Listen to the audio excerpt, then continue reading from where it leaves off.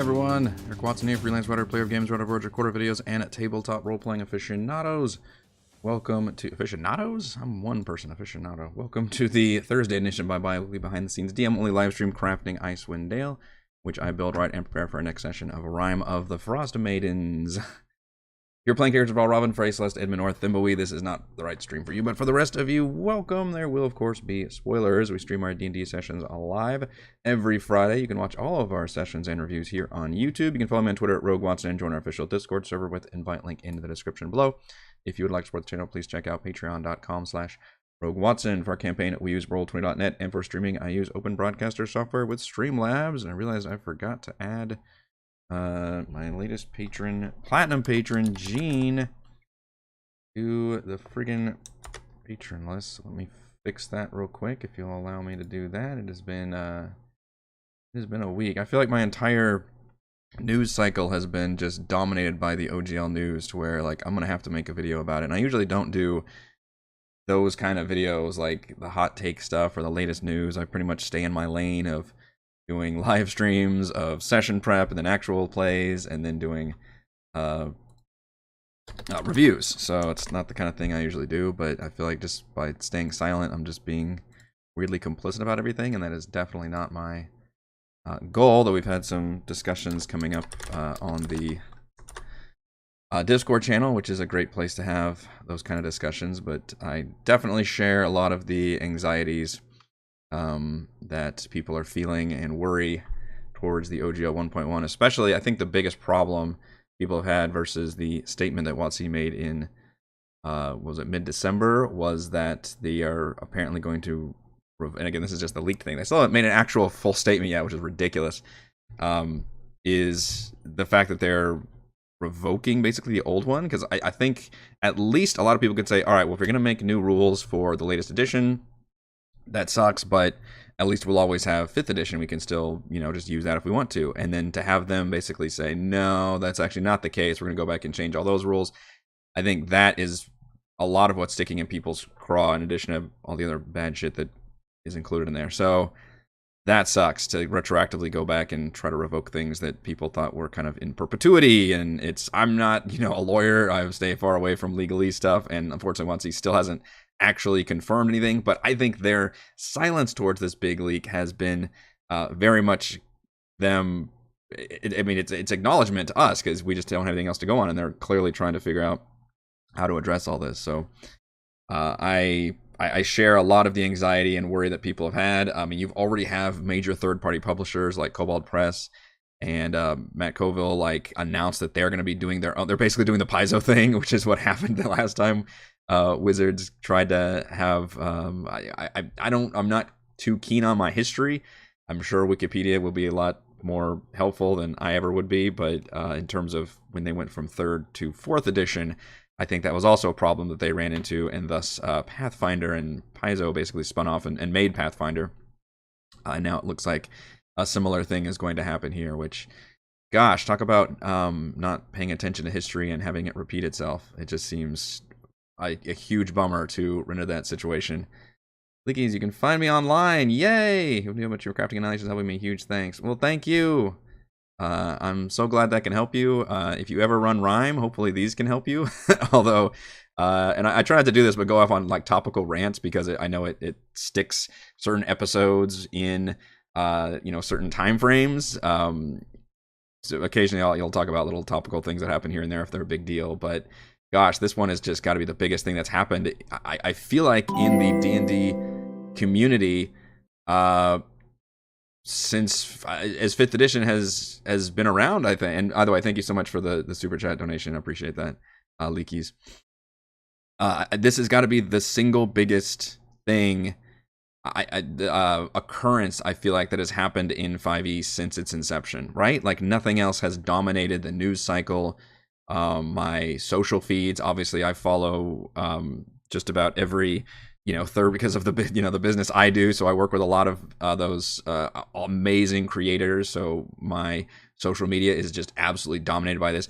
The tricky thing is, and what I would really like to know, is how much of that is just the equivalent of a couple people online yelling at each other versus the wider audience. Like, how much is this is this news about the OGL really affecting the entire community versus just the online community? Because not everybody is going online, going on the subreddits, following, various YouTube people or stuff like Critical Role, though actually probably most indie people do follow Critical Role. That's probably how a lot of people got into the hobby. But it's still interesting to note, like, how much does the general audience care versus the people that I am following on social medias, which are, smaller and larger creators who very much care about this. So I think maybe that remains to be seen. But on the other hand, you've got like I think there's a petition going around that's like on what is it, change.org. It's like 50,000 signatures or something. Now, granted, it costs nothing to sign a digital document, so you can do anybody to do that. But I don't want to discredit the fact that this is a big deal. That's a big deal that's worth talking about, and it's probably needs to have me just sitting in front of the camera, just talking about it like this, and mentioning it. I've mentioned it before in the Discord chat, and I mentioned it before in my Monday updates for patrons, but I haven't really sat down in front of a stream and said something, and that's because I don't really know what my thoughts. I mean, I know what my thoughts are. They're obviously horrified and anxious about everything, but I just don't know what the future holds. I think we're right now in this moment left with at this moment right now, the leaked document, which was fabulously written in a very long article on I think it was IO9, which is a really, really good geek website, and it talked about everything about the OGL 1.1 that's been leaked by a reputable source, and Wizards has literally not commented on that. It's been like a week of just everything on fire. Like, everything's on fire right now, and we have no confirmation from them about what's happening. And last time things got rumored and leaked in December, and WotC came out with a statement that was like, hey, look, some changes are made. We're gonna look at royalties for the future. Clearly they looked at people that were making a ton of money and said, like, we need to take a piece of that pie, but we're not going to change anything about the original OGL. And then this other leaked document comes out that's basically doesn't say that, and now people are like, what the fuck is going on? And we still don't know. The latest thing is the official D&D Beyond Twitter account said, I think it was 2 days ago, said, hey, stay tuned, we're gonna make an announcement soon or something. So everybody's still just in a state of just anxious hand-wringing, and it sucks to not have any more information. I mean, there's even conspiracy theories that, like, they leaked things on purpose because they wanted to test the waters, which I think is pretty insane, but what do I know? Like, I'm not sure. So it sucks, man, because we just want to enjoy the hobby. And I think a big reason, so my group actually started with, I'll say this, my group actually started with Pathfinder. I don't know if you knew that. We started with Pathfinder back in like 2014. I was not the DM, but I played with most of the group that we play with now, and we played online with Roll20, and that kind of got the ball rolling. And then after that, I DM'd Shadowrun, and we played that. And then feeling kind of, this would have been, I don't know what edition of Shadowrun would have been. Not the one that's out now, the one before that. It might have been 5th edition Shadowrun. Maybe they're on 60 now. And I just never grokked the rules for Shadowrun very well. They were, I mean, fine, but it's not a D20 system. It's very far removed from what D&D is. But like the whole whatever their hacking system was that I even forgot. I basically just really liked those video games that Harebrained Schemes did, and really liked the world and everything, but the rules weren't that great. And then at that point, 5th edition was brand new, and we're like, all right, well, let's try this out. And then kind of the rest is history. The point I'm making is we're not necessarily married to D&D, although I've built my entire Patreon thing on D&D, and it's got that established community audience, right? And it's got so many assets, so much material there. It's the biggest thing around. It's the World of Warcraft. That one dominated the scene, and that doesn't mean there's other MMOs around, but that one has been now the analogy doesn't work really well because it's been on the downgrade for years now. But anyway, D&D is clearly the biggest player in the room, and it's got the biggest community, and it's got just the most support and all that. And I'm not adverse to doing other systems like of Cobalt. I love Cobalt. By the way, Empire of the Ghouls, if you're not watching that campaign, you should absolutely watch that, the one I do with patrons, because it's fabulous. And that's all Kobold Press with, kind of like what I do with Rime here, where I, do my own stuff and change things around, but I still like doing the pre-made campaign. And, if they go do their own thing, does that mean I go over to that and do that system? It's basically like D&D except not in just in name only, or not in name only, like the opposite of that. It's everything else but the name. Or do we do something else entirely? Like, do we look at Starfinder, do we look at Pathfinder Second Edition, or do we just try and stick it out with D&D 5e, or do we go to D&D 6e? I don't know. It really sucks to have this. That's part of the anxiety, is like what goes forward. How does VTT work? Because that's not included in the OGL 1.1. Like, and Roll20 just got included with DM's Guild. Like, what are they doing over there?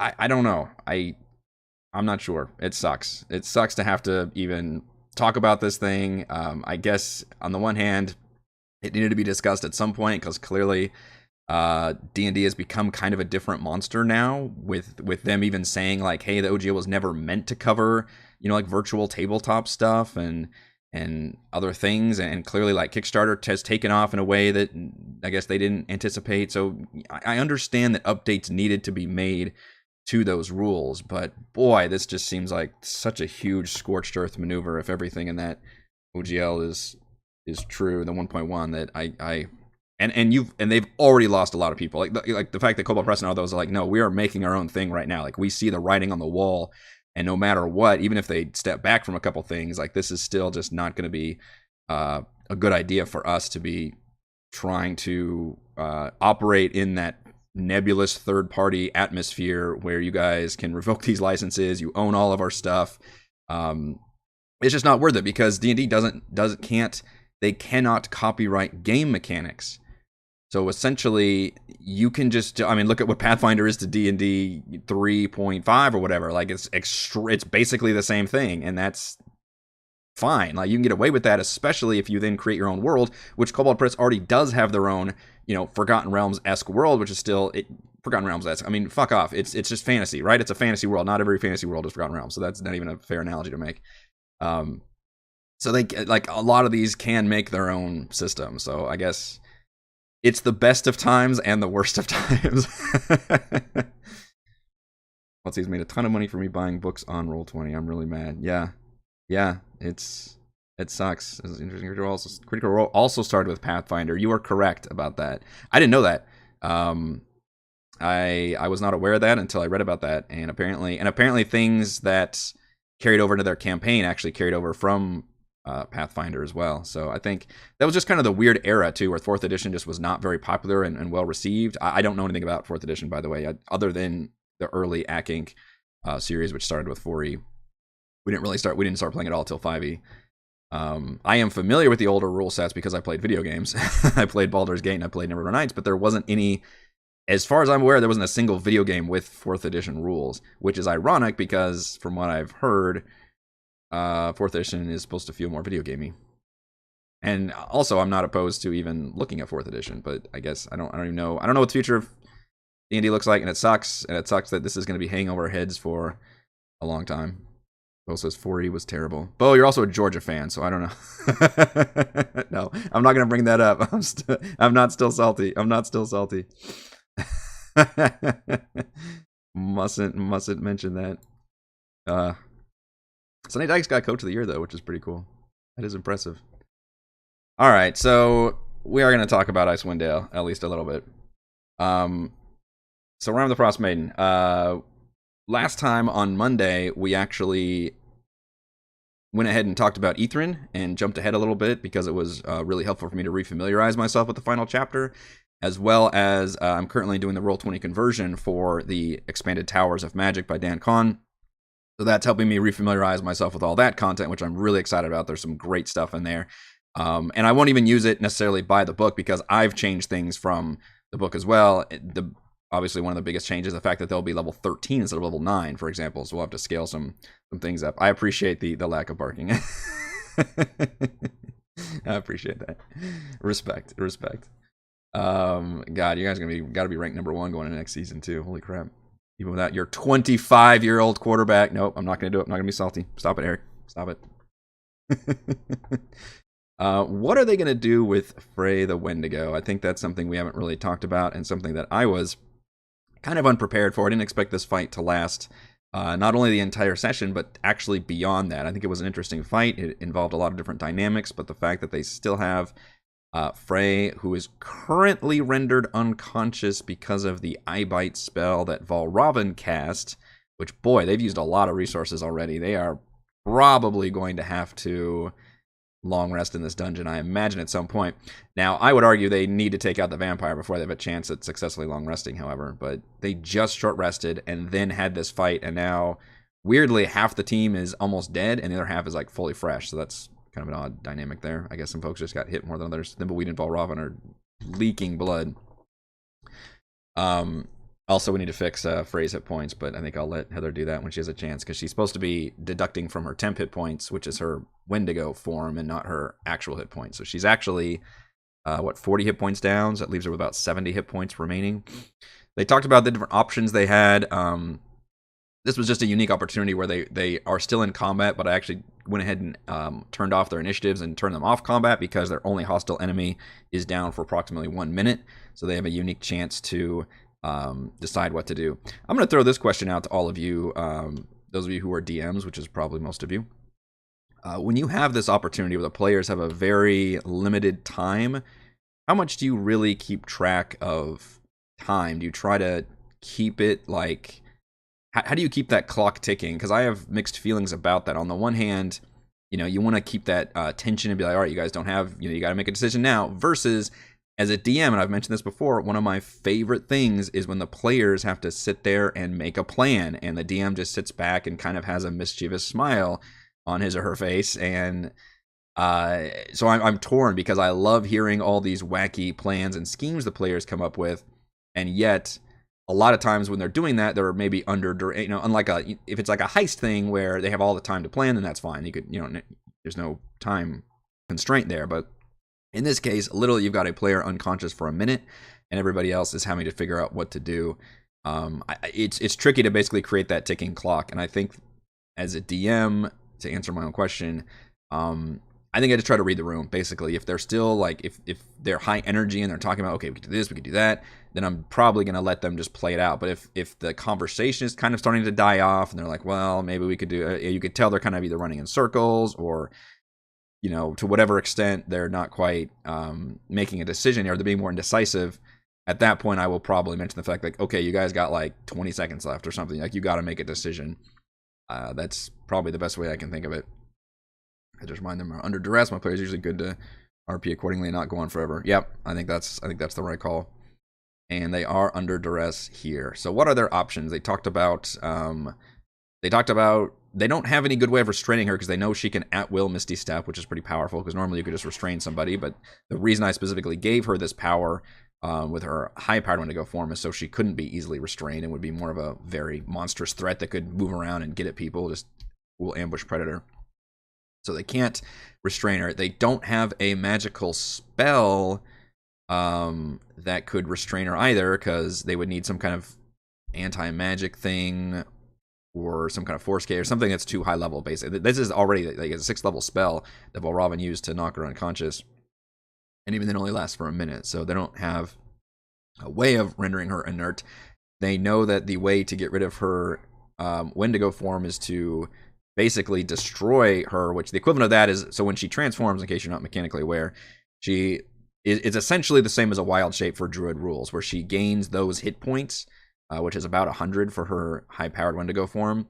And then once she reverts to 0 hit points, then she reverts back to original form. And technically any carryover, same as the wild shape Druid rules, would affect her real form, but she does revert back to her normal form after that. So essentially the key is just to fight her down, but it's still brutal because, she's just attacking them the whole time. Now, they did mention the fact, like, well, one option we have is like, while she's unconscious, we all just stand around her, or the equivalent, and then you would be able to just attack. And the way I would rule for that is it's equivalent to a surprise round, essentially. The first person would be able to do the advantage of the fact she's unconscious, so you'd get a critical hit, or like auto crit, I think, whatever the rules are for that. But then after that, she would wake up, and everybody else would be able to get a surprise round on her. Now, given the amount of damage the players can do, that might be pretty close to enough.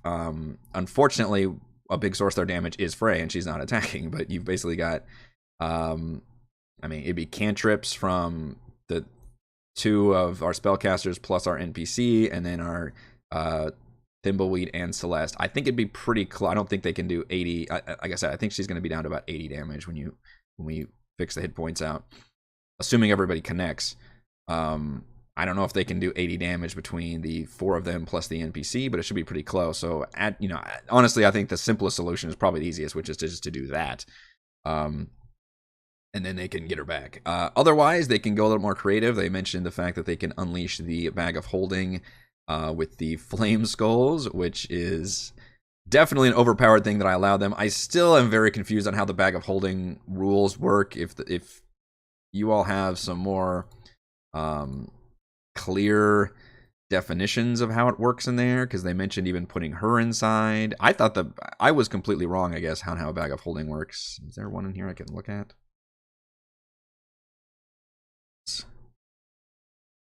The bag can hold up to 500 pounds and not exceeding a volume of 64 cubic feet. So I assumed it was like just an extra dimension that they can just shove whatever they want inside and not even worry about it. But apparently it does actually have a limit to it. Removing an item from the bag requires an action. If the bag is overloaded, pierced, or torn, it ruptures and is destroyed and its contents scattered in the astral plane. But it doesn't mention the fact that it's got like... It's so esoteric. It's like it doesn't have hit points, doesn't have AC. Like, how is it actually overloaded, pierced, or torn?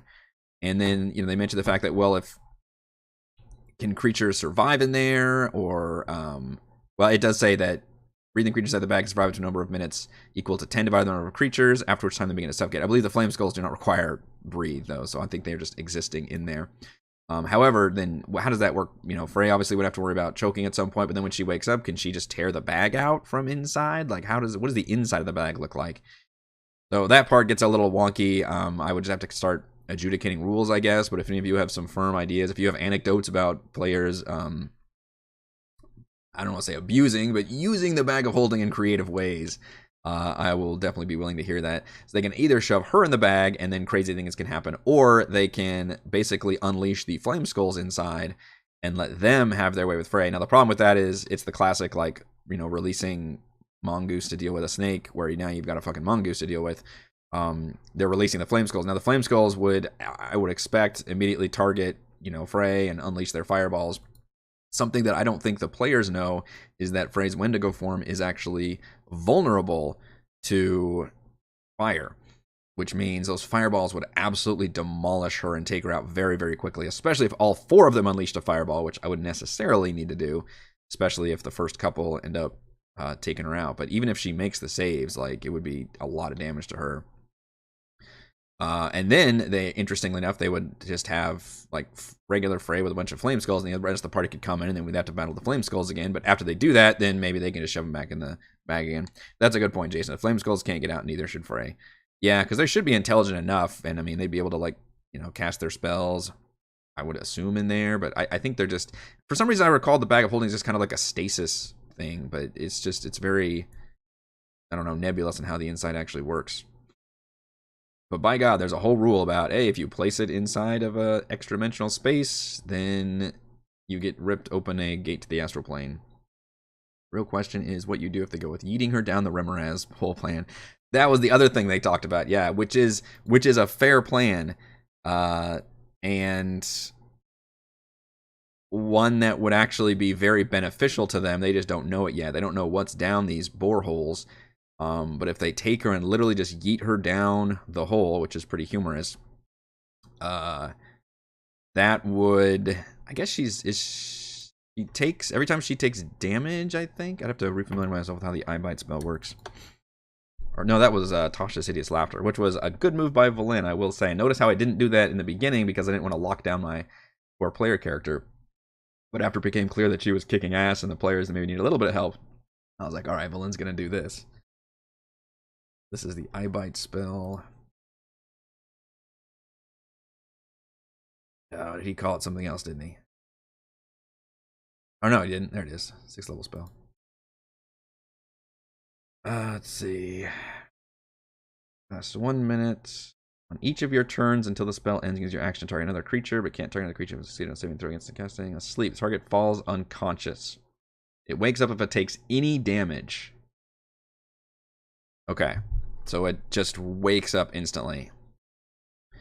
Because I think she would take damage just coming down the chute. Well, I've been talking this whole time. I don't even have the freaking thing open, the journal entry for Caves of Hunger. I think those rules will actually be in H10, would they be? Let's see.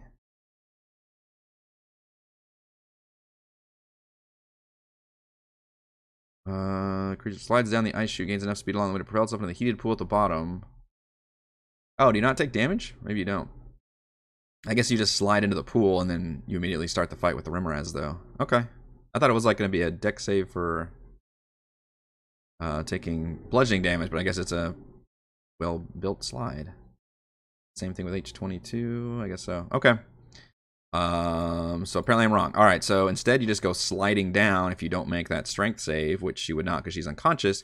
So they would be yeeting an unconscious Fratigo down into the pools with the Rimmerazes, and that would actually be a very good move for them because then they trigger this multi-staged boss fight using their high-powered NPC who would basically rip into the Rimmeraz. Now the Rimmerazes versus a Fratigo, again, she's vulnerable to fire, so that would hurt her pretty bad. And these things do partial fire damage when they attack, and she's not raging while she's afraid to go, so she would be taking full damage. She'd take damage every time she attacks, so I don't think she would actually fare too well one-on-one versus a Rimmeraz, but then presumably the rest of the party can come in after her and help out.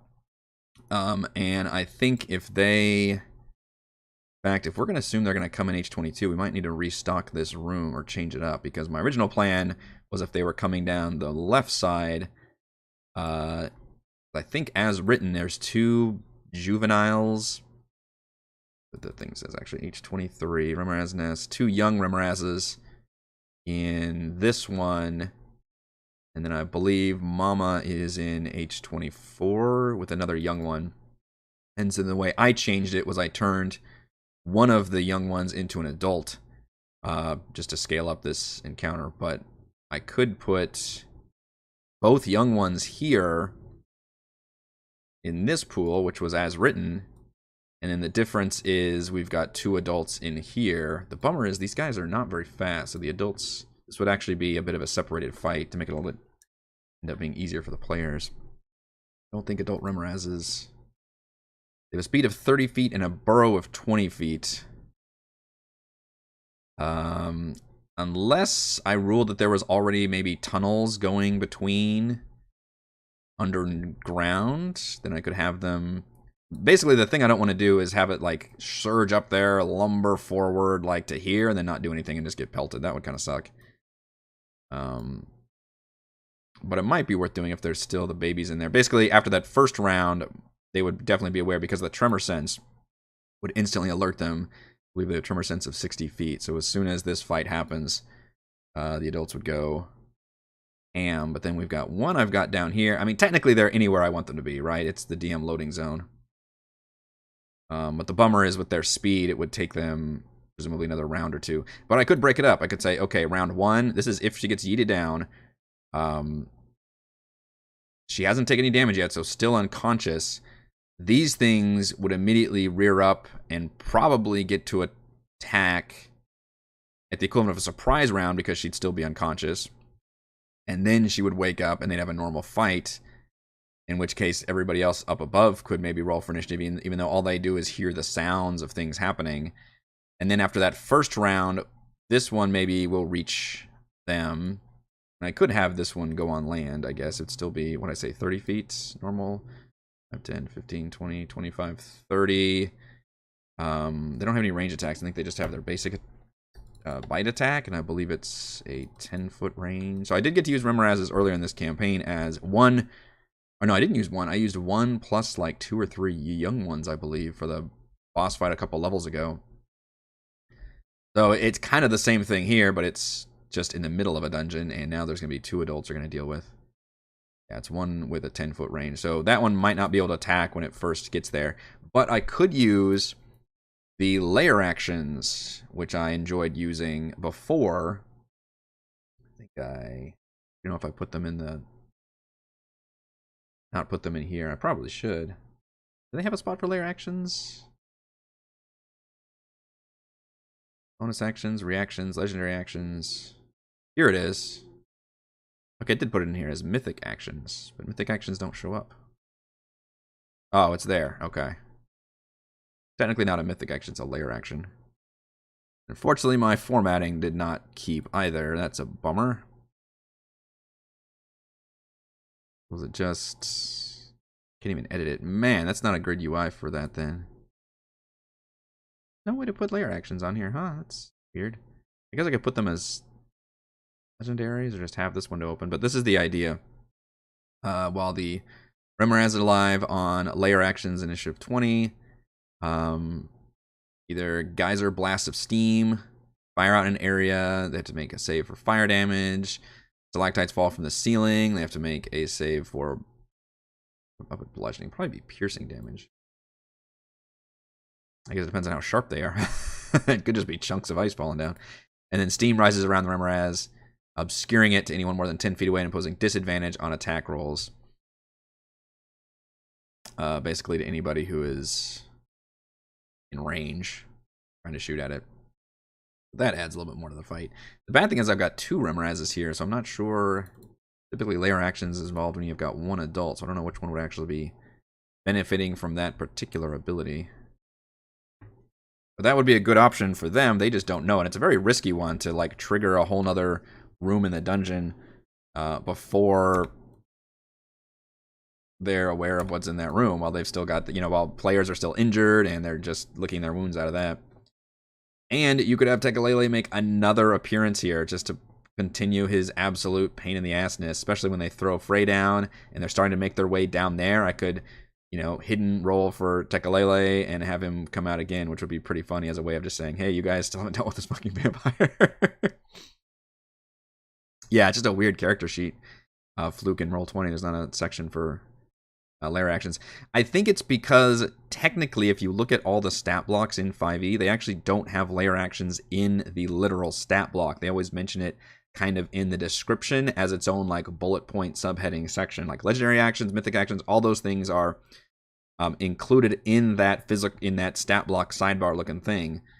But layer actions I don't think ever have been. They've just been mentioned in a like paragraph preceding it. In my Tomb campaign, I had a PC get to 0 HP in Malar's throat. Party had no healing available. Guess I'm not allowed moving a PC in a bag of holding to a temple. But there's no air in there. So that's the tricky thing is like, yeah, how far do we take those rules? Unless they were a Warforged or is there anything else that can't breathe air? I'm not actually aware. So that would be pretty exciting if they threw it down there and started this Remorhaz fight. Because at this point, I'm not even sure we'd get this Remorhaz fight. I think it's a good one. The players are just so damn wounded after all this. The crazy thing is, even if I have them, have Tekalele Jack with them, if they explore more of this cavern, they find another borehole going down deeper, they might be like, well, it's just, all bets are off basically where they're going to go from there. Because this whole time I'm thinking they're going to explore this upper right corner of the map. And that's where I'm most prepped in terms of them dealing with all the little vampire threats and the thing in the ice and the librarian and all the shit that's over on this right side of the map. But then they could totally throw a wrench in my initial prep work and end up eating her down the borehole, dealing with the Remorhazes, and exploring this whole giant ass room in the middle. And now you've got all these other boreholes going in different directions. Now you have to maybe even deal with the drow if they end up going down this left side too, which is my least prepared section, which, holy crap, I might have to deal with that. Thankfully, I do think if we do the Remorhaz thing, that's probably going to be an entire session. That was the case before when we fought the boss fight. So I would imagine that's going to take up the most amount of time, but then I'll at least know where we go from there. Regarding the bag, assuming that the skulls can't get out, it's because the bag is sealed shut. That takes a black void until opened. Also use the DM guide object AC and HP.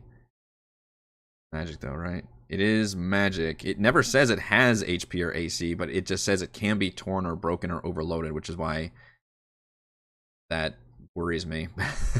It's a magic item that has no stats, and yet it can be torn somehow.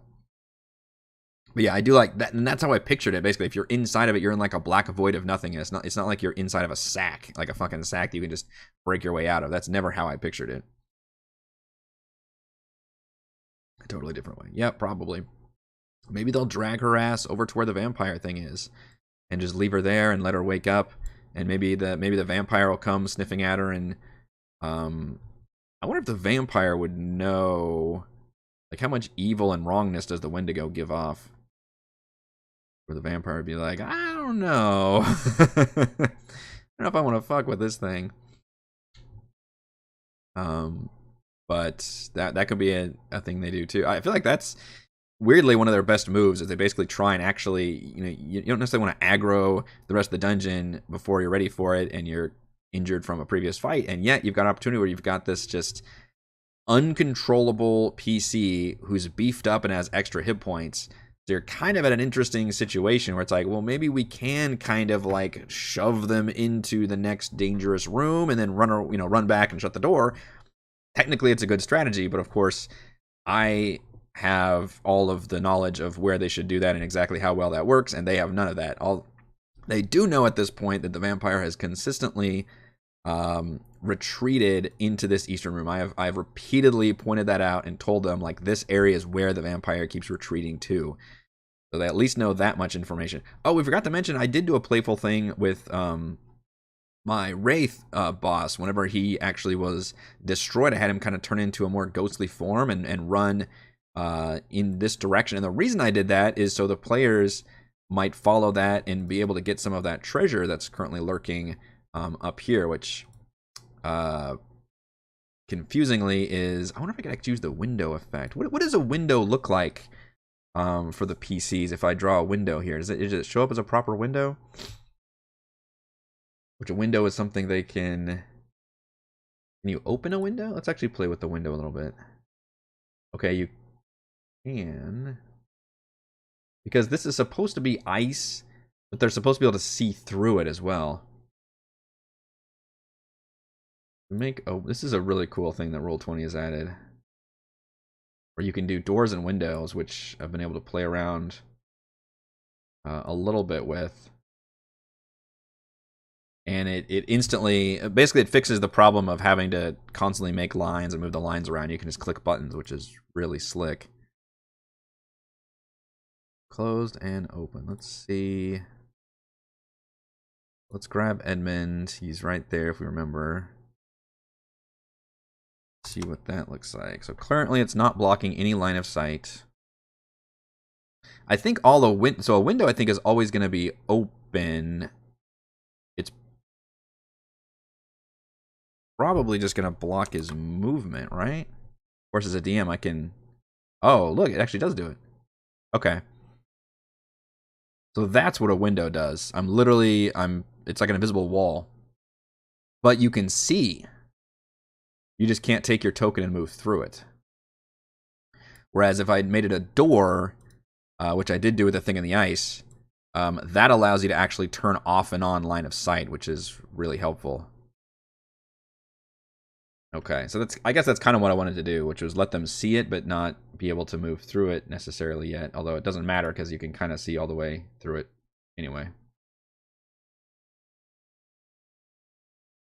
Do a window. And it's kind of pointless because, I mean, they've got enough tools and things to be able to get through this without any problems, unless, again, they haven't taken down the vampire yet, and I guess he could keep jacking with them. Although at some point it just gets tedious. Like, alright, dude, leave us alone.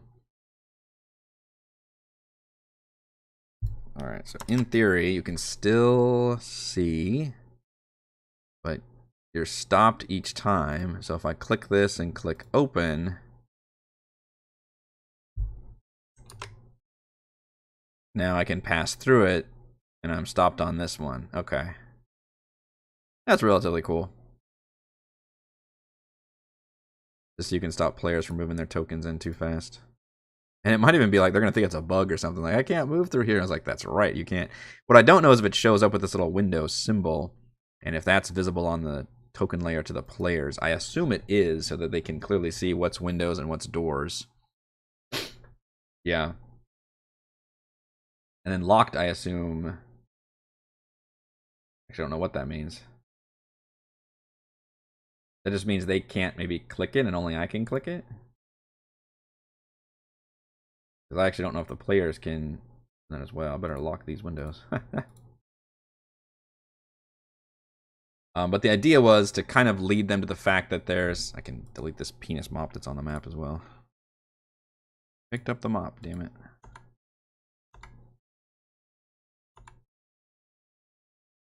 And they can get some treasure there. So, what is it, H15? I actually think I kept the treasure as written. Beyond the walls of the... Beyond 3 walls of ice. I guess I could block line of sight a little bit, but... It says the walls of ice are thick enough to be opaque. Which opaque does mean you're not supposed to be able to see it. Maybe I should use doors instead of windows. Guess I could. Because opaque is the opposite of translucent, right? Means you can't see through something that's opaque. Thick enough to be opaque. Characters can break through them. Yeah, so maybe I should use doors. 13, 18 hit points, which I'm not... there's no point in counting that. Just let them break through it. I probably should have done that from the beginning, though, because I think they might have already been able to see some of this. Okay, so let's actually delete these and turn them into doors instead. And that would actually block line of sight more appropriately. And then I assume the secret door means they can't see the door icon. This is all kind of still new to me. I've been playing around with them on my end, but I haven't used them in the field, as it were. Thus, I don't know what it looks like to players.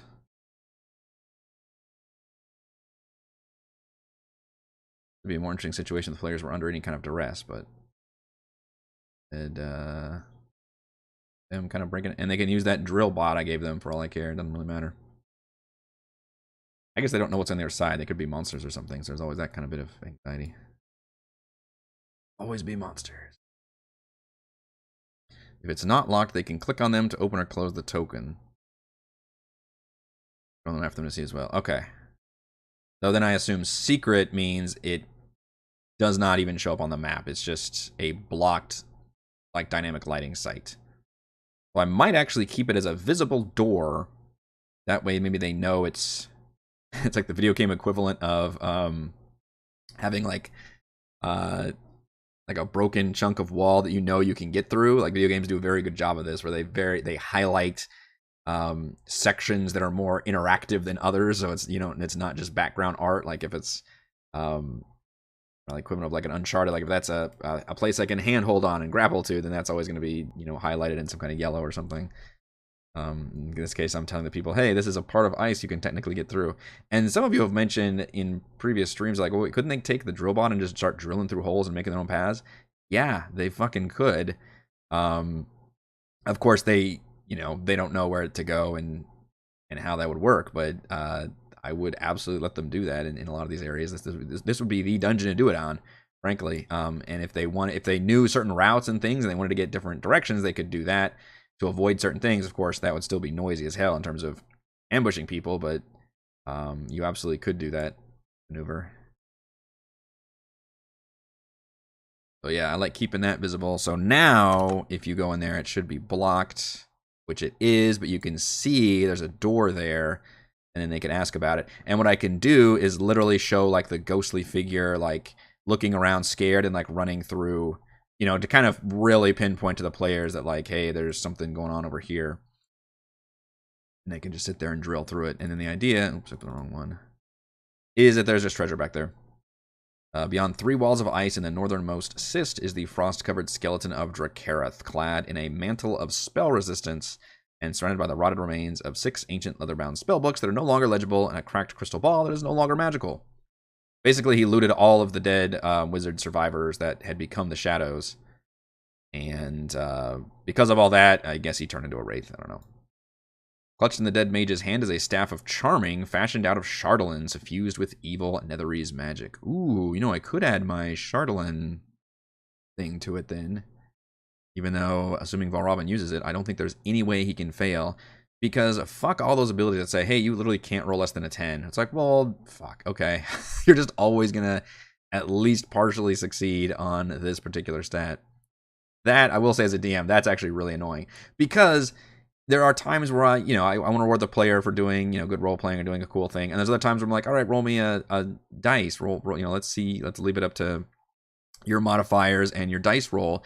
And when I do that to specifically Valravn doing a charisma check, that's like me saying, well, you're going to succeed this. Unless I put the DC at 20 or above. Well, even then, what is the worst he can roll? We're going off a rant now. So he's got this ability, and I think there's another equivalent of this on another character. It's either intelligence or dex or something, where they also can't roll worse than what that is. In fact, I think Chris had it in Tomb of Annihilation. Somebody remind me of that. Did Mannix have it? What is it called? I want to say it was Silver Tongue. Yeah, when you make a persuasion or deception check, so technically not all charisma checks, but those two, you can treat a d20 roll of 9 or lower as a 10. The worst you can roll is a 10 on those two checks. And he has a plus 13 for performance and a plus 9 for deception. So he's basically not ever going to fail persuasion, not performance. He is a plus 13 for persuasion. He's basically never going to fail any persuasion check because he can't do worse than a 10. Or can't do worse than a 9. So he's always going to do a 10. He's got plus 13. He's always going to do at least a 23 on persuasion, which is just about, technically you could set things at a 25, I guess, if they were extremely, very nearly impossible. And then he's got a 19 for deception. So that, I will say, is annoying as a DM because it's basically, unless we're talking like really, really impossible shit, there's just no way to fail, and that sucks. Because, and he's even mentioned the fact that, I like rolling, when you give me a chance to roll and show it off, I like doing that. I was like, yeah, but there's no, you're never gonna fail. It's not like, unless it's literally a DC 25, in which case there's a minuscule chance of you failing. It's basically me saying, okay, you're just gonna succeed at that, which is not the intention there. So I think that's a shitty thing that's in the rules, that players get that ability. I get the intent behind it, but I feel like the execution should have been, if you roll worse than this, then you maybe automatically get a reroll, I think is how I would have balanced that.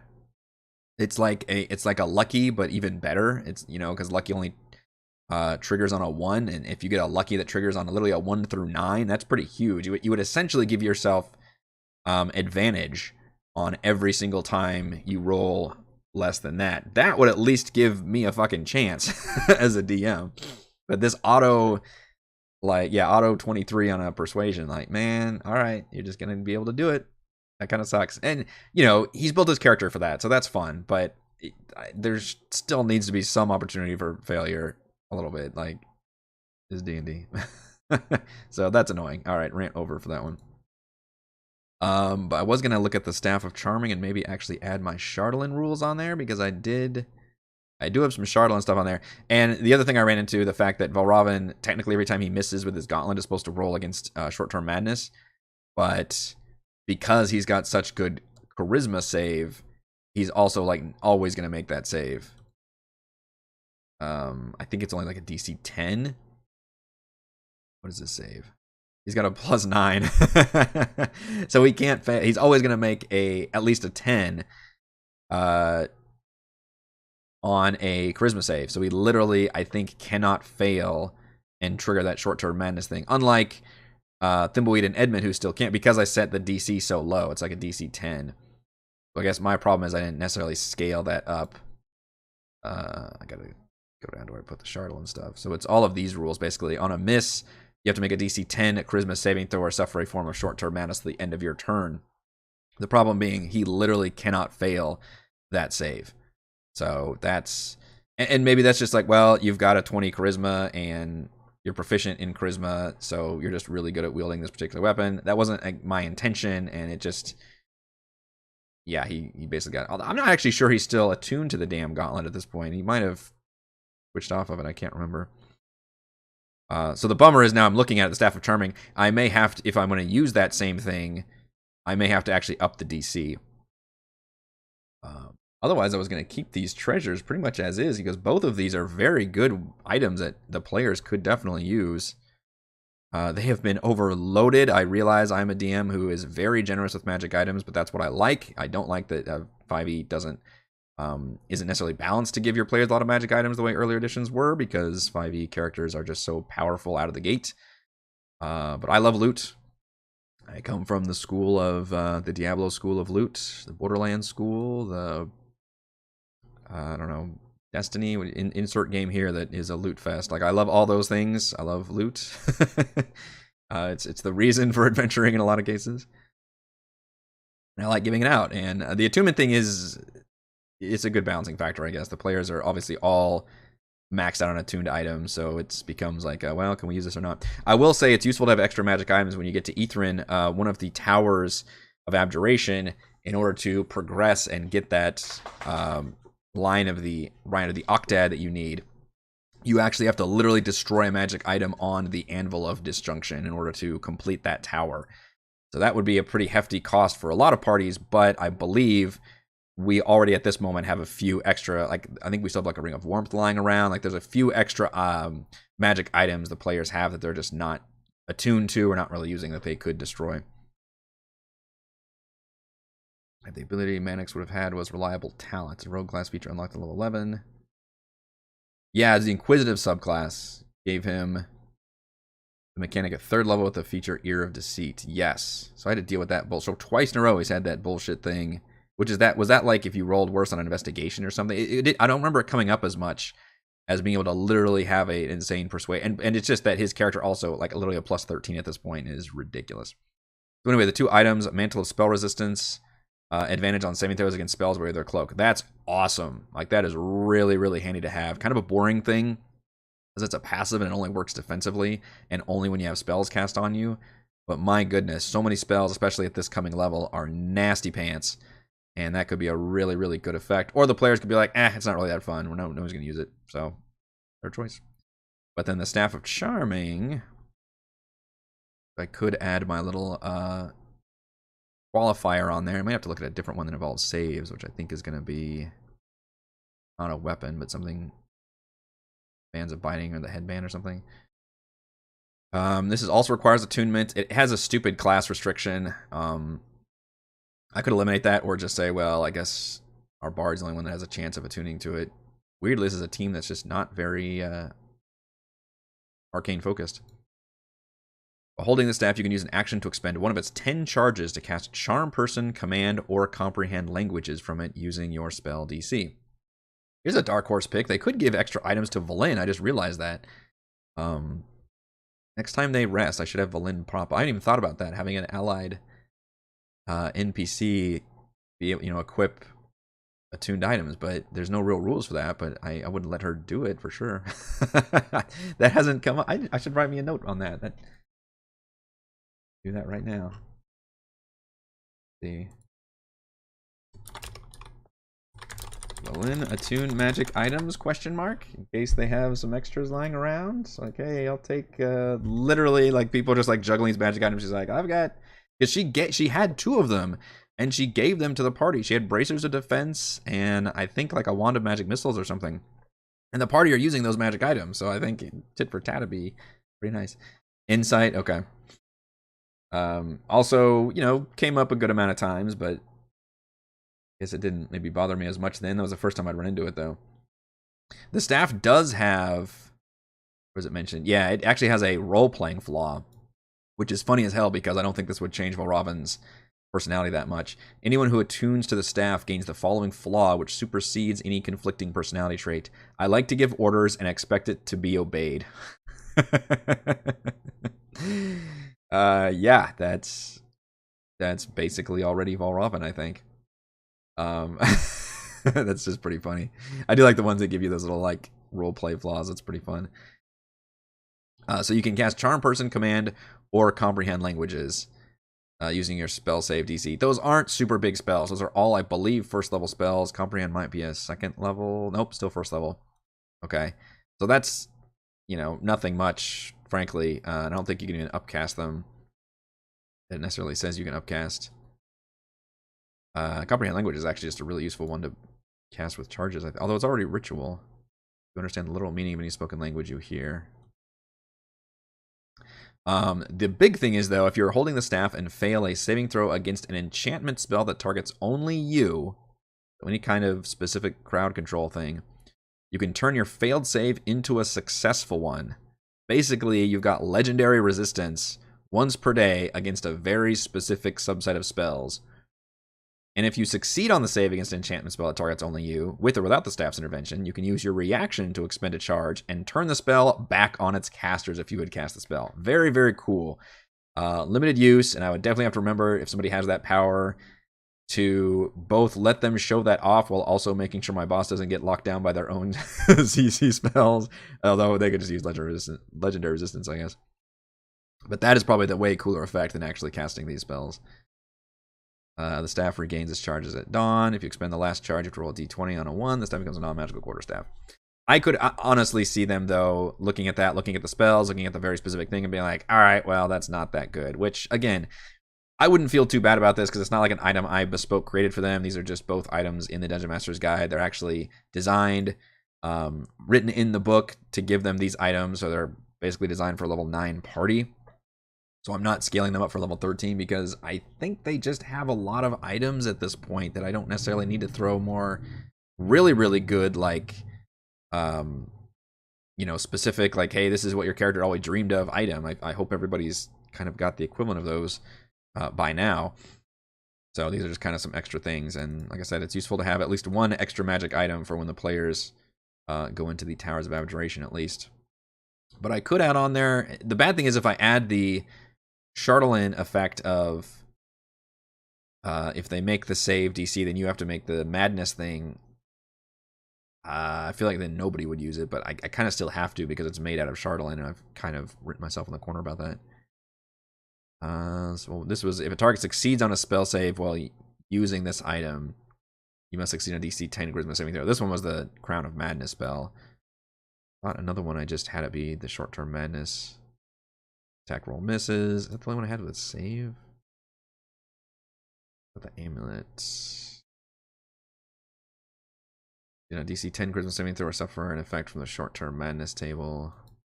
Kind of like using that madness table because I feel like that was more flavorful. So I could just add that qualifier on there. Let's see, spell save DC. I guess it just, because comprehend language doesn't have a hostile thing, but charm person and command, they both have to make saves against that, right? Yeah, it makes a wisdom saving throw. This one, I believe, is the same thing. Command is the one word thing, yeah. Kind of if somebody makes the save. If somebody makes the save, then you would have to suffer the short-term madness.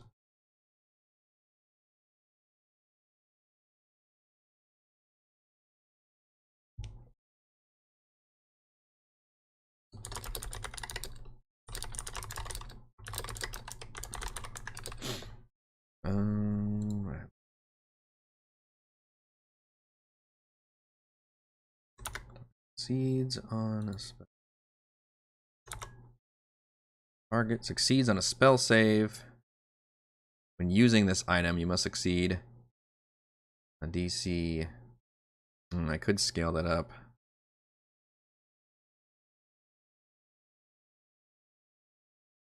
Almost tempted to be like plus your profile. What I should have done, that would have been clever, is have it be a scaling Christmas save you have to worry about.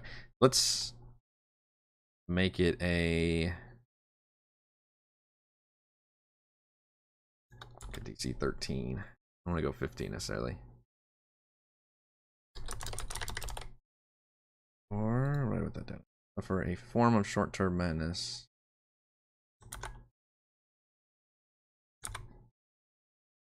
For a form of short-term madness to the end of your next turn. So we'll add that qualifier on there. And then the hidden effect will actually be the fact that you gain Dracarith's Flaw, I guess.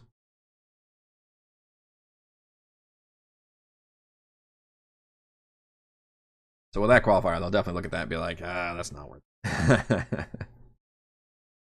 Which is fine. I wouldn't feel too sad about it. This is not meant to be a nicely loot-filled dungeon. In fact, I still technically don't have any loot in the Vampire's Den either. I feel like I should, and it would probably be like monetary loot versus magic item loot. Because as written, the vampire has no loot whatsoever. The whole point of just going after the vampire and crawling your way through all this stuff is just so he stops fucking with you, just to clear him out. But it feels very weird not to have him have literally any loot whatsoever. I could give him like some kind of charm or something maybe when they do defeat him. Maybe they gain advantage against psychic hauntings or something. I don't know. I could do something like that. They've been given hope and emboldened after defeating the vampire, or if they ever do. I don't know at this point. It's still up in the air.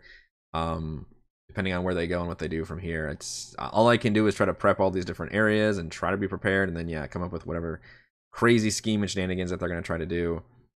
We are definitely, I feel like, crawling at a, stay with me now, a glacial pace through this dungeon, to where I'm going to start getting really, really ahead, which is a great problem to have.